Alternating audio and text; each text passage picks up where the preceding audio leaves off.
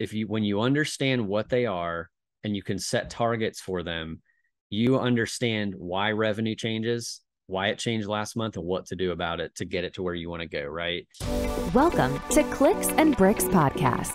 We talk about the entrepreneur mindset. If you get one shot at this, what kind of shot are you going to take? If we forget who we are, they're going to forget who you are. And you've got an adversity story that's out of this world. Everything from that Main Street brick and mortar to that billion-dollar manufacturer.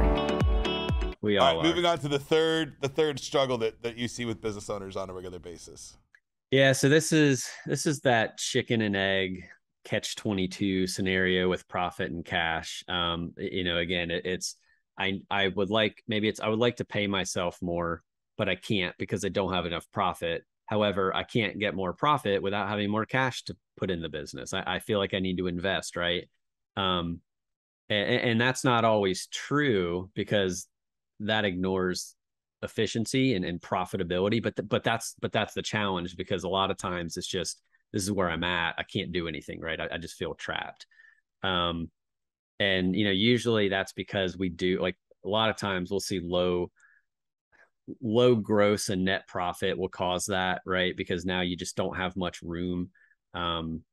Bad return on just put it simply, bad ROI on what you put on your expenses. Like, right. What you spend money on should have an ROI, or else you have to question, well, is this just frivolous and for fun? And otherwise it should have some sort of ROI. This usually is where you see owners not taking much pay, if at all. Again, you're back to, like, this is now an unhealthy relationship between the owner and the business, which that's their asset. And they also, and then you'll, as a reaction, you'll see the owner almost revert back into now the business owner feels like they need to do more on their own to get out of that. Right. And then they're back into that first challenge again. So yeah, it is a catch-22, and it's really, really hard to get out of that. I'm a huge fan of saving businesses that are destined to fail, right? That is a horrible habit of mine, to jump into those buckets. But it is extremely fun and challenging to overcome it, and gratifying when you get there. My very first thing to do whenever I get into a business like that is call and start negotiating with all the vendors and all the past debt, right? To get debt gone as much, and to negotiate with all the current vendors and say, hey, I want to do business with you. I want to keep you as a vendor, but we got to figure something out, or I'm not going to be in business anymore, right? Mm-hmm. Is the tactic that when I walk into a business that's failing, that's the very, very first thing that I do. What other things can a business owner do if they're in that bucket? So when we see, if this is one of the bigger problems, one of the first things we look at is the what we call the profit drivers mentioned earlier. So specifically the gross profit, and then the percent of revenue they spend on payroll, operating overhead. So operating payroll, overhead, and marketing. And the operating payroll is really this is where you can get down into the accounting, where they actually put things on their P&L. But using the plumbing company again, ideally you'd like to see the technicians up in cost of goods sold, right? So you see, okay, I'm selling this for whatever, $200 job, and it cost me $100 in labor, 50% margin, keep it simple. Right. So when I say operating payroll, CSRs, the team on the phone, right? The management, whatever it is, who's not the people who are not involved in directly delivering that revenue. So we look at those four numbers: gross profit, percent of revenue on payroll, overhead, expenses, and marketing, and say, net profit is just a game of percentages, right? We got to take our gross. I mean, when we have sales of $1, we're left with gross profit percentage. If that's 50%, 50 cents on the dollar. Well, now you have those three other key categories that take more percentages out, and that's your net profit. So, and the reason we start there is because, again, usually this is a problem of low gross or net profit. So we go right into those percentages and say, all right, the reason you're stuck here is because you're not operating at 2% net profit or 1%. And when you take into account cash flow, a lot of times you're losing cash maybe a month or two in a row, and then your cash might come up a little bit, but your bank balance never really grows over the long run. So we jump into those profit drivers and say, where can we free up percentage points, right? If to get that 2% net up to say 5 as a first target, right? The first milestone, we have to find 3% in gross profit, marketing, overhead, or payroll. So where can we do it? What can we do? And sometimes you can sell your way out of that. I don't like, and when I mean sell your way out, you grow revenue, you grow your gross profit dollars, but you're not fixing the problem of gross profit percentage, right?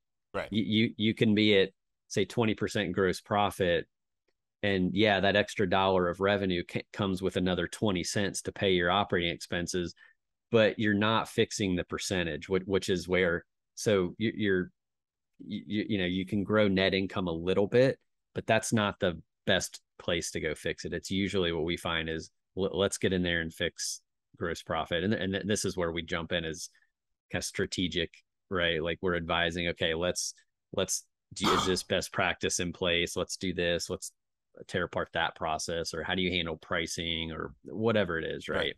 There's a whole huge list of places to go. Handling pricing is hilarious with a lot of small businesses, right?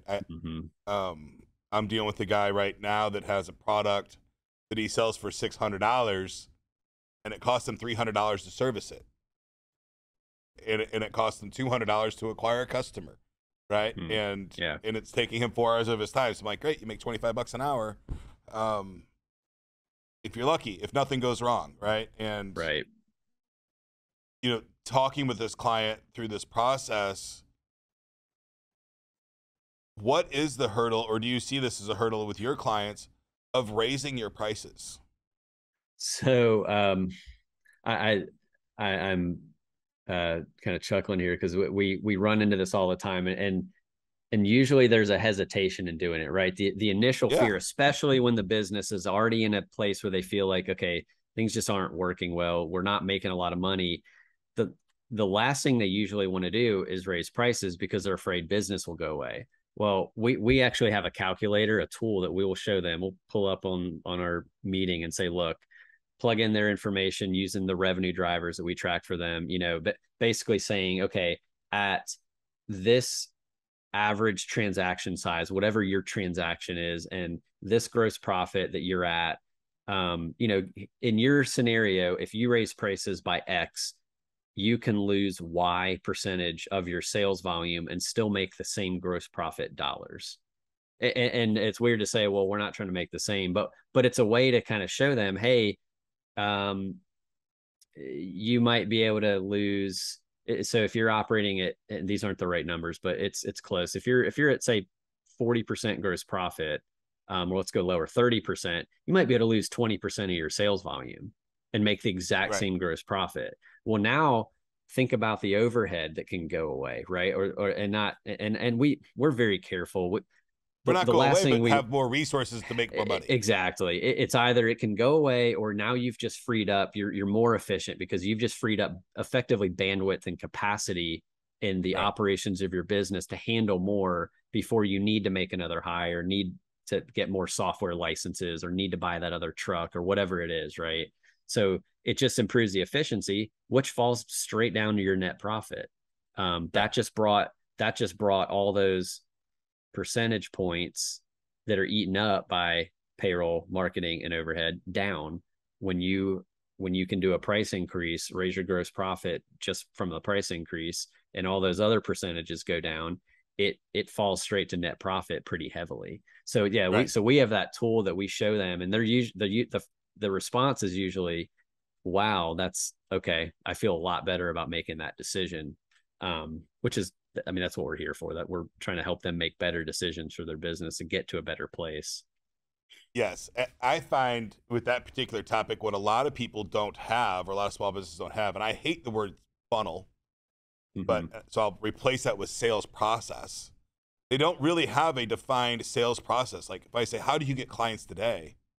They'll say word of mouth, or, they don't know, like Right. foot traffic, or they find our website or a Google search, right? They don't have a very clear defined, oh, this is my asset magnets that I get leads in from, and this is how I convert them. I find a lot of small businesses, especially under the 2 million, have zero sales process. They just kind of winging it almost. Right.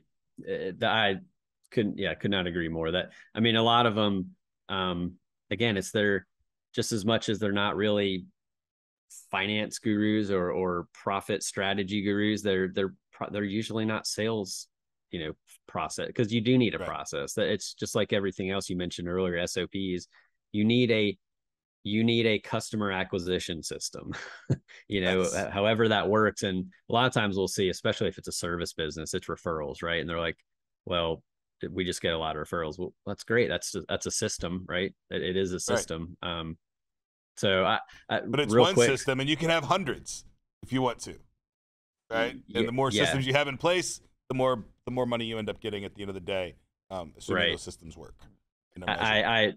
Yeah. I wanted to tell you this because these numbers, back to that pricing, like how much you can raise your price by, but depending on your gross profit, because it usually blows people away. So to give a real number, if we're talking about a business who might be struggling and they're at low gross profit, say they're at 20% margin, they can raise their prices by 20% and lose half of the business that comes through the door. And they are not harmed at all. They still make the exact same gross profit from a dollar's Right. perspective. Now, That's incredible. on the and I don't have any consumer goods companies that I manage, right? So I am way in the service industry, right? I like Mhm. I don't understand money if it doesn't recur, right? It just doesn't Right. it doesn't make any sense to me at all. Um, but so a lot of those companies have an operational expense to, get to a certain number, and then they're at profit. Then they have all this additional inventory of resources that they can sell, right? The yoga Mhm. studios and all of those things. I find a lot of those companies get to a comfortable spot and then kind of put it on cruise control, right? They do that grand opening, get their 350, 500 members, and then it just slowly churns down at nothing because they don't have these processes put in place. And it's really sad to me that happens. Right. And that's so mentioned the profit drivers. We track 5 revenue drivers, and these functionally they're the same for every business, but they might be called something different and they might mean something a little different. But like the first one is leads and conversion rate, or it's the first two. You've got to have, like, if you want to grow revenue and profit, that's the first 2 numbers in your equation of how many opportunities to sell or to a new customer coming in, and at what rate do you convert that prospect into a buyer. Right. So yeah, so we track that and put that in front of them and usually if they don't have a process, they'll see it, because as we forecast that out for them and say, look, this is what happens to your revenue and profit and cash if you don't fix this, if you don't put a system in place. They're usually pretty quick to say, oh, that's, once they see it, they understand the severity of the problem, right? And then Right. they start taking action. So Absolutely. I think that's very important stuff. And it's missed so frequently. I scratch my head like, well, how do you get leads for your business? And they don't know. Moving right. on to the fourth, because I could talk about leads for years.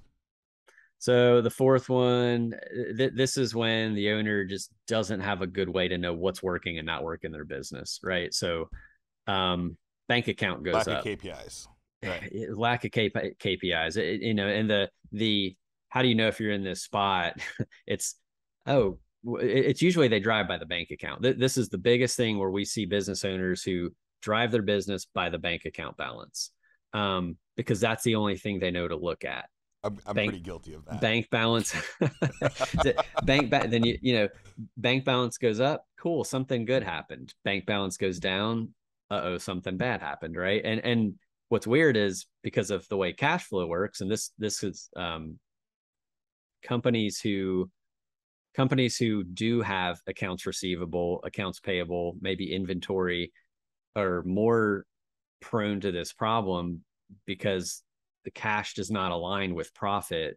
If you're a lemonade stand and you go out in the morning, buy all your lemons, mix your lemonade, sell it that day, and they give you cash, your profit and cash flow are the same. So there's no question there. But this is where the lack of understanding between profit and cash flow comes in. And they don't have any metrics or KPIs to know that are leading indicators to know, okay, if we do this, this plan, this is what should happen here. And that's where those revenue and profit drivers really come in play, because it all creates a formula and says, here's your revenue, here's your profit. If all these things happen, now you have metrics to go operate by. But I see it a lot, or hear other people talk about it. The bank account goes down. We need to pause. Like, we need to stop this spending or that spending. Well, you don't know why that the bank account just went down. It could be because you have collections that are, your AR just went really high. You might have been profitable last month, but you have some customers who need to pay you. And once they do, your cash will balance back out and you'll be good. And you're going to go cut off marketing. Right. So you could make some really bad decisions when you don't know what's changing it, and you don't understand what's our profit, what's our cash flow, and why did our bank go down? That's the bank account balance is a lagging indicator, and too many people use that as a decision-making point. Not to say that, cash is critical. That's the lifeblood of a company, but they use the direction of it as a decision-making when they don't understand what is causing the direction to change. Right. And I don't think they know how to manipulate it yet. The cash flow versus out with AR, and there's 1,000 things you can do with accounts receivable money, right? You can borrow against it, you can loan against it. There's a lot of things you can do. Cash flow is confusing. It confuses people who have accounting and finance backgrounds, who are still learning, really trying to figure it out, right? Like, cash flow is just a confusing thing. The more variables, we look at, okay, you have your net profit. It just doesn't, because it's so disconnected from profitability. Look at Uber. How long did Uber go? And I still don't know if they are profitable. That your big tech companies that we all hear about in the news operate without profit for so long because they have cash flow, and the cash flow is coming from investors, but that's the source of cash flow. Whereas I've seen profitable businesses at risk of going out of business or completely running out of cash because of poor cash flow management. So you can be profitable and find yourself shutting the doors or going to ask for money, whereas you have, on the other hand, unprofitable businesses who can stay alive because they understand we need this cash. So it's confusing. All right. For the audience, KPIs are key performance indicators, and it's a list of numbers that you should be keeping track of to know if your business is heading in the right direction or not. There's a lot of different ones, and I struggle with this myself. I don't know where to go. I see people way overdo it on the KPIs and have thousands of them. And then I've also seen people say, I just care about what's in the bank today. What's a good number of KPIs that somebody should have? And are there, a top 5 that you must have, or is it kind of different for each business? So I would say I don't know if I could. I have a firm opinion on what the right number is, because it just, size of business, industry, whatever, right? But we believe that there's at least 15 of these key numbers, and that sounds like a lot, like for every business, but it's because they're the numbers, and that's what I started to mention: the revenue, profit, and cash flow drivers, right? We've kind of talked about a little of them here and there, but those numbers, at minimum, when you understand what they are and you can set targets for them, you understand why revenue changes, why it changed last month, and what to do about it to get it to where you want to go, right? The revenue drivers, So just the leads conversion rate, 1 and 2, your customer retention rate, how many past customers you bring back, how many times customers buy from you, and then the average transaction value. And again, depending on what type of business it is, those can be tweaked to mean something different, but they still create the same formula for every business. And when we're working with our customers, we show them, here's those 5 numbers, and there's some other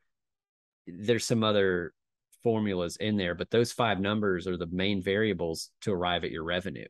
So if you want revenue to go up, they're all levers that you can go pull. So at minimum, we track those. Now, sometimes we'll get into secondary level metrics to say, okay, we can start deriving other metrics from those 5 key numbers of the 5 key revenue drivers.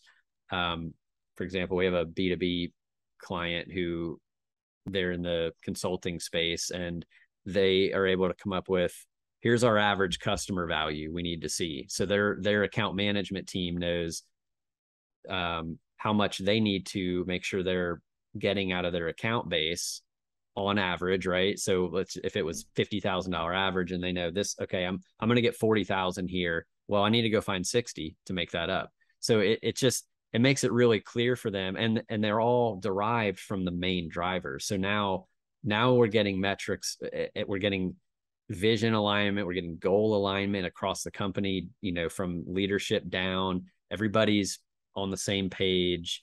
And now what's working, what's not working, because you're tracking these numbers every month, and you say, well, this is why we're not hitting revenue. We're off on our conversion rates down, or we're not getting as many people to come back and buy from us this year. Or for some reason, normally people come by twice a year. Maybe you're heating and air company 2 times a year, and for some reason our average is dropped by 30%. What's going on? Are we losing bit? So it really lets you start digging into the strategy and the tactical side of the business and figure out what works and what doesn't work. And quite likely, you might see a low bank account balance before it happens to give you some time to adjust, right? You can say, oh, absolutely, revenue is going to be down next month because sales were down this month, right? And you can kind of predict those things much, much better if you have your KPIs quickly available to you in an automated way. Right. Awesome. All right. On to the very last one. So the last one, the owner does not know where to focus their efforts, right? And therefore does not know where to focus the efforts of their team. Knee jerks. Yeah. Focus is the big thing here, because the problem is, there are literally thousands of things a business owner could choose to do every day to keep busy, right? To stay productive. I mean, there's so much you could work on. Especially when you don't, we're talking this kind of the realm of business owners we're talking about, that sub 10 million, sub 5 million, they likely don't have a big management team. So there's so much they could go work on. The problem is there's only a handful of things that make a difference. And that's back to what we just talked about, like understanding the KPIs and really knowing what, this is kind of a result of the prior one, right? When you don't know what's working, what's not working, you don't really know what to focus on. You get caught up on, should we tweak our logo a little bit here and there, or should I change this template, this proposal template today, when it's not like your website. That's not your problem. Not your logo. It's not your company name. Yeah. Right? It's not probably the problem. Not your location. Yeah.